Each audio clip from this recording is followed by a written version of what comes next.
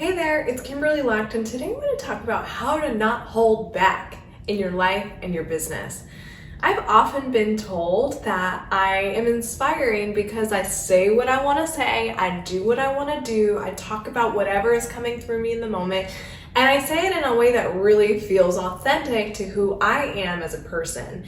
Now, this isn't always an easy feat. I know that for a lot of us, especially women, sometimes it's been many years that we've been told we can't look a certain way or be a certain way or talk a certain way. I even was told in Turkey once, the country Turkey in Istanbul, to not laugh so loud because it's not what women do in that specific country.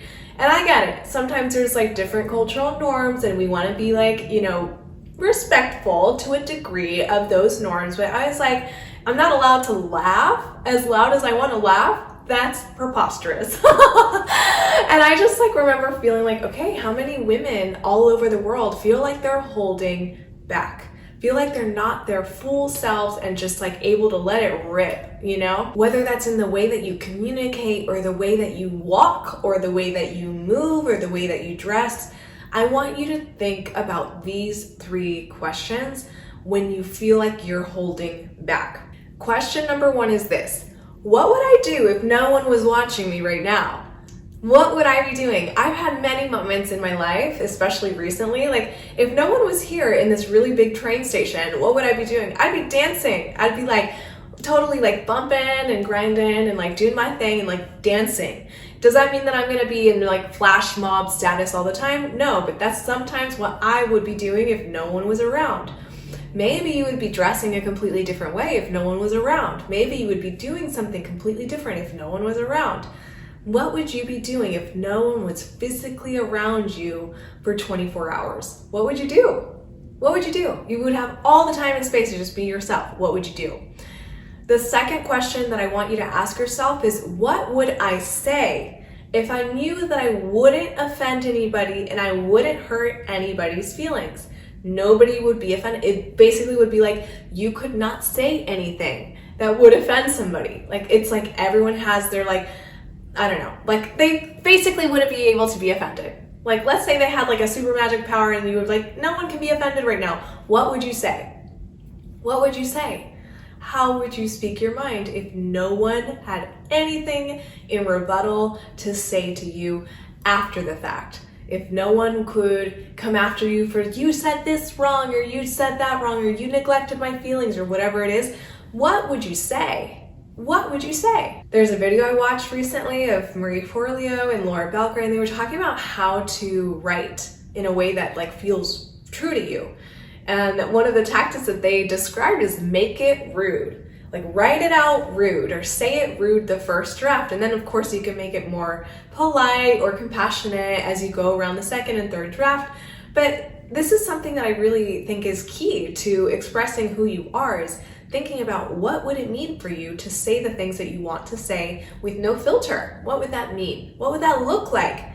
How would it sound too? The whole tone of your voice completely changes when you feel like you're not censoring yourself, right? And so today, let's lift the censor off of your voice, off of your diaphragm. You are allowed to speak your truth and you're allowed to speak it in whatever way serves you best.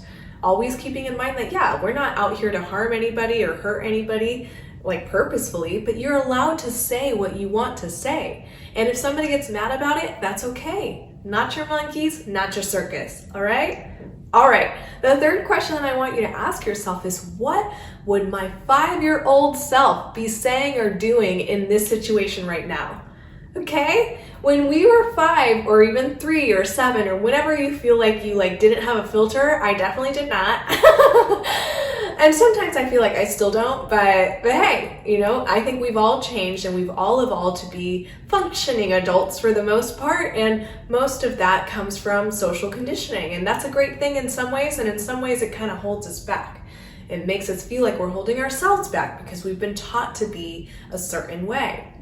When you were 5 or 3 or 1, you didn't really know those things yet. You didn't know those social cues, and you were probably way more in people's face of you lied about that. You didn't say that last night. Or, hey, I wanted this, not that. And all of the things that we would say as 3-year-olds or 5-year-olds. What are those things? What are the things that your 5-year-old or 3-year-old or 7-year-old self would say about whatever situation you feel like you're holding back in? Like, why don't you just do it? Or like, why don't you just dance in the streets? Or isn't there a way that we can make this happen? Like, what would she say? That's what I want to leave you with. Like this 5-year-old little self of yours, like, let's make her proud, okay? Like, let's make that little girl self proud, because I think that she wants to say things that maybe you don't feel like you can say right now. But hey, it's all a matter of time, right? Like, she is cheering you on. This little girl self of yours, I know, is cheering you on to stop holding back in whatever ways you feel like you're holding yourself back now, whether that's in life or in business or in both. When you're able to really put all of yourself out there in a way that feels right for you, everybody can benefit, right? And so I want to leave you with that. Everyone's going to benefit from you bringing your full self to the table and not holding back on whatever it is you feel like you're holding back on right now. And best of all, your little girl self is going to be cheering you along all the way. She can be like, keep going for it. Don't censor yourself. Like, you can do this. Yeah. Like, did you just say that? I'm so proud of you. Oh my God, you just said that. Like, what? And this isn't about like starting fights or picking complaints or whatever. Like, it's just about feeling like you are not cutting a part of yourself off. So I hope this resonates. And just to recap, the 3 questions are: what would you do if no one was around you? What would you say if you couldn't offend anybody? And what would your 5-year-old self do or say in this situation? Let's uncensor ourselves, ladies, because we don't got no time to hold back, okay? The world needs you at your fullest expression, and that's just the truth. I hope this helps. And if you want more help in unleashing yourself and uncensoring yourself and bringing your full self to the table in your life and your business, I think you'd really love my program, Queen Bee Hive. It's a group program. We meet twice a month, and the link to the application is below if you feel like checking it out. I hope this helps, and I can't wait to catch you in the next video. Ciao for now.